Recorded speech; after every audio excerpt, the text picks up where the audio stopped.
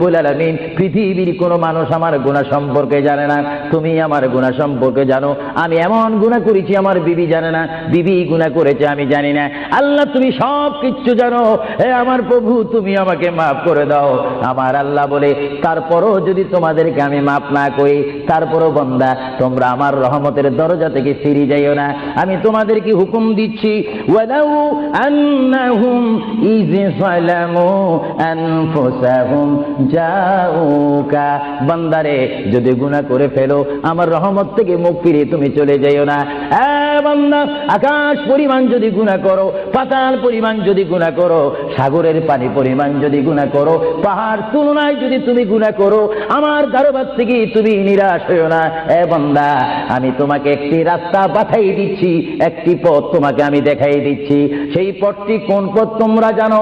ওয়ালাউ আন্নাহুম ইয যালামু আনফুসাহুম জাউকা, বান্দারে যখন তোমরা বরবাদ হয়ে যাবে তখন তোমাদেরকে একটা পথ আমি তোমাদেরকে দেখাই দিলাম। সেই পথটির নাম হচ্ছে আমার রাসূলের মদিনা। জোরে বলেন সুবহানাল্লাহ। বান্দা, আমার নবীর দরবারে গিয়ে কেঁদে কেঁদে তোমরা বলো, ইয়া রাসূলুল্লাহ, ইয়া হাবিবাল্লাহ, আয়া আকা ইয়া রাসূলুল্লাহ।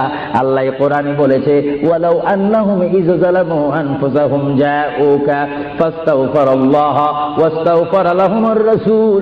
আল্লাহ বলেছে, হে বান্দা তোমরা ডানে না গিয়ে, বামে না গিয়ে, পিছে না গিয়ে তোমরা সরাসরি আমার নবীর কদমে চলে যাও। আমার নবীর কদমে গিয়ে আমি আল্লাহর দরবারে তোমরা তওবা করো।